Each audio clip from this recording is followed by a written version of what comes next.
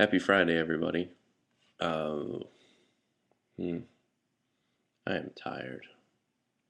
I don't know why. I got a couple good nights of rest, but it seems like I'm gonna be 35 here soon. It seems like the older I get, like if I don't get good sleep Monday or Tuesday, I'm more or less shot for the rest of the week. And we got a big weekend coming up. Got maybe doing a little bit of traveling, and I got a couple of weddings to go to, and a graduation party. That should be pretty cool. This this video is going to be about the almighty dollar. Do I need to hold a dollar up like a prop? Like I don't think I do. Not for my sophisticated audience of intellectualites. So the United States dollar. What makes it valuable? Or what is it worth? Okay. Um, the thing that spawned this discussion that I'm going over right now has to do with something referred to as the petrodollar. I've heard many times in the last few months and in my economic research about how a great portion of what is propping up the United States dollar is that the OPEC countries, that is the oil producing countries, I can't remember what the E stands for, only accept a United States dollar in exchange for their petroleum. I went ahead and tried to research this for myself. I mean, not necessarily just taking someone's word for it. Now, if you guys specifically need me to name names on this, I'm talking. If I'm referring to a particular YouTube channel, I'm thinking PD Lumina here. He has he has a great deal of collapse videos, and it hinges around the basis of what would cause this collapse is that all of a sudden other nations won't need to exchange their currency for our United States dollar. And it would snowball, sorry, cat's on the table, and it would snowball into, stop it. It would snowball, not snowball. Sam's like, where's Snowball? Meow. Anyway, it would snowball into people don't need to exchange their foreign currency for our currency so that they can buy oil. Therefore, in trade, we wouldn't have the foreign currency to conduct the trade, and the US dollar would in turn be worthless. I can't find a direct source that says we only take US dollars for petroleum. We are Saudi Arabia. The number two country in OPEC, Iran, specifically says they won't take US dollars. Not that there's an article from 2008 that I found where Ahmadinejad said we are not going to take US dollars at all. And that's number two. That's the number two producer. And you got Saudi Arabia, Iran, and then two others. And then the rest are just not in OPEC anymore. It's an interesting little bit of research. Now, the two ways to look at that are, okay, you have all these other oil producing countries already taking other currencies besides the dollar. But two, in my research, I found that while you have the price per barrel from Saudi Arabia in US dollars, I've also seen it in euros as well.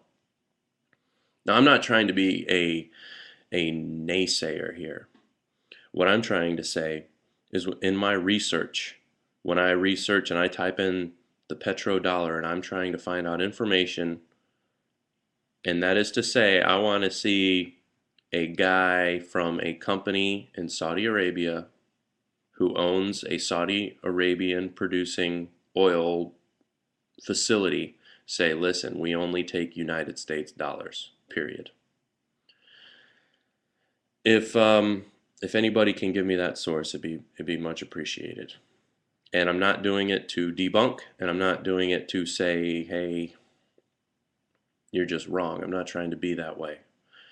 the purposes are twofold. One, either the collapse occurs for a different reason, or or two, there'll be no collapse, or three, there are some more detailed things that you can look at to kind of see the handwriting on the wall. You know, if we're on a crash course, okay, well, there are, say, let's just say it's 20 oil producing countries in the world, and it's only three of them left that only accept US dollars, and we're down to the last three.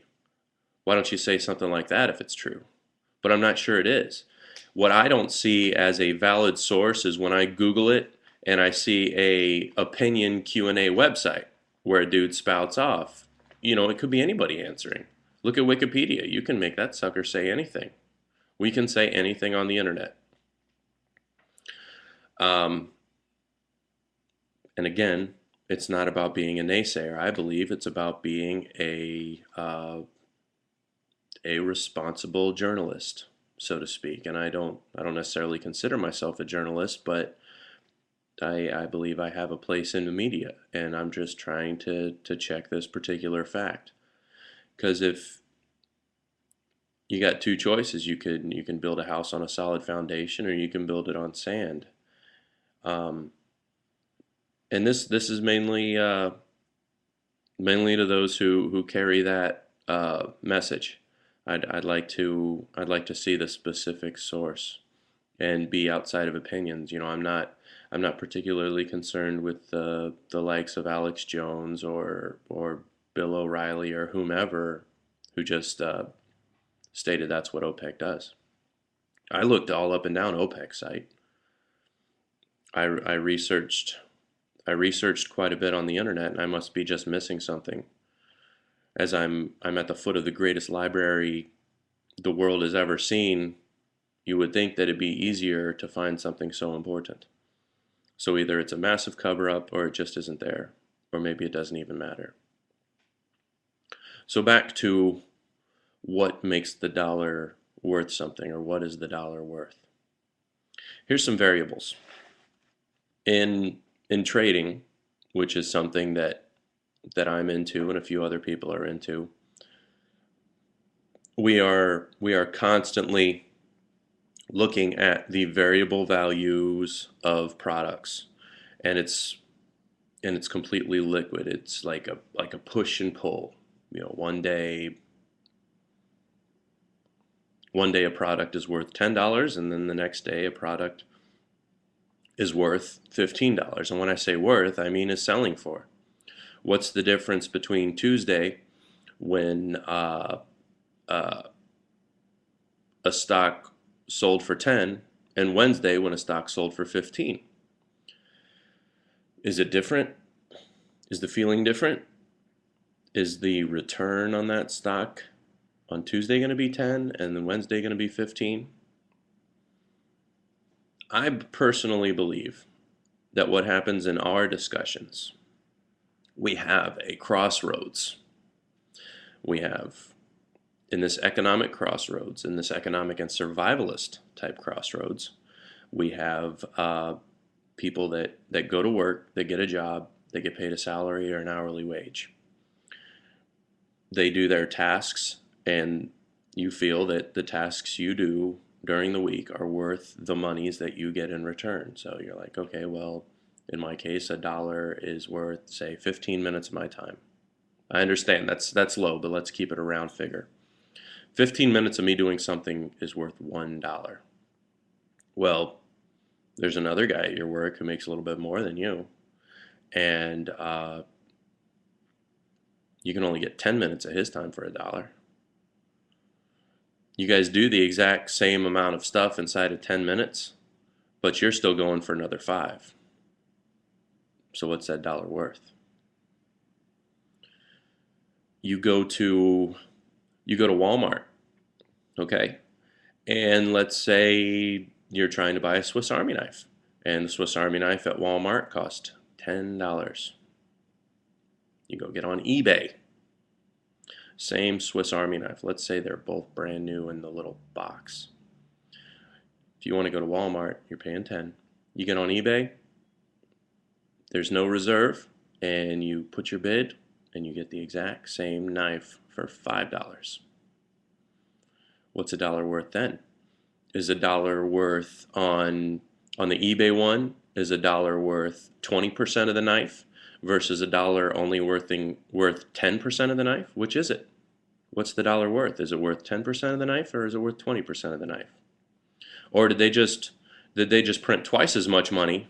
Like all of a sudden dollars came out of the printing press and now it's worth 5% of the knife and 10% of the knife respectively? Where is the value of the dollar coming from?